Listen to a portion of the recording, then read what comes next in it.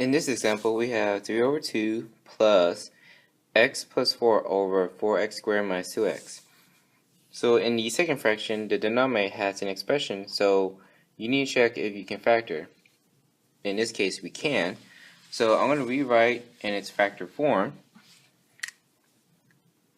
So it's going to be 3 over 2 plus x plus 4 over, when you factor, this is going to be the GCF. You're going to factor out the 2x, and inside the parentheses will be x minus 1. Now, I didn't do the work for factoring, but I do expect that you do it in your notes so that you can understand the whole process. If you have questions about that, make sure you review with the previous notes on how to factor. Again, I do recommend that you write out the whole work in your notebook so that way you can understand how to get that. Next, I'm going to compare the denominator to formulate our LCD. So, both of these fractions have a 2. So let's put that 2 here. Now, what's missing from the first fraction but have in the second fraction is the x and the x minus 1. So, that's going to be our LCD. And this is the form that is okay to write in our final answer. So, again, both of the fractions have 2 in the denominator, but in the second fraction it has the x and the x minus 1. So if I were to compare it to the first fraction, it has the 2 but missing the x and the x minus 1. So I'm going to multiply the numerator and denominator by x and x minus 1.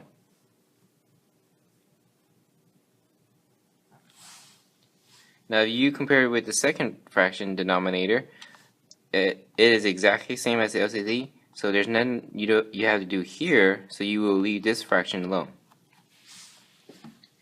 Now, comparing with the denominator, they both have 2, they both have x, and they both have x minus 1, so now we can combine as one big fraction.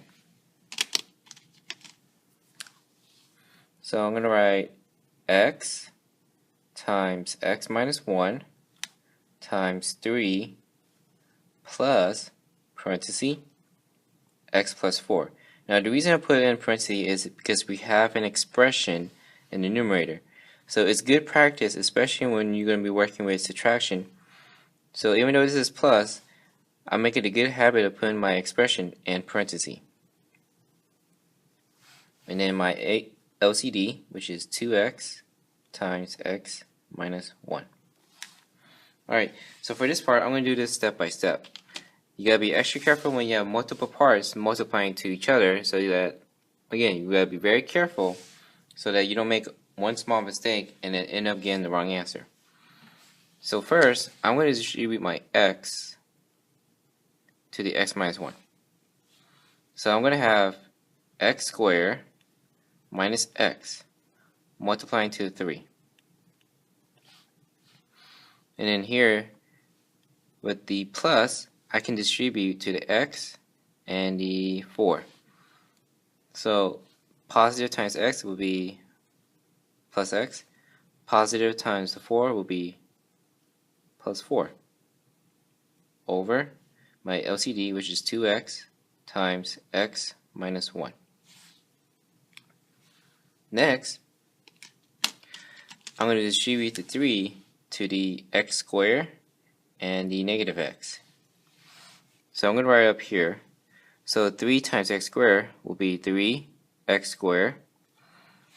3 times negative x will be negative 3x. And then I'm going to copy down what I have here. Plus x plus 4. Over my LCD, which is 2x times x minus 1. From there, I'm going to check if I can combine like terms. I can combine my x's together. So I'm going to have 3x squared. Negative x plus x will be negative 2x, and then plus 4. There's nothing else I can combine, so I'm just going to bring my LCD. 2x times x minus 1. and checking if I can simplify the fraction, there's nothing in common with each respective part. I actually have 4 parts, the 3x squared, the negative 2x, the 4, and my denominator, 2x times x minus 1. There's nothing in common with all 4 parts, neither a number, neither a variable, neither a number with variable. So this fraction, this rational expression, is in its simplest form. So I'm going to box and make it my final answer. So we have 3x squared minus 2x plus 4 over 2x times x minus 1. So always double check if you can simplify the fraction.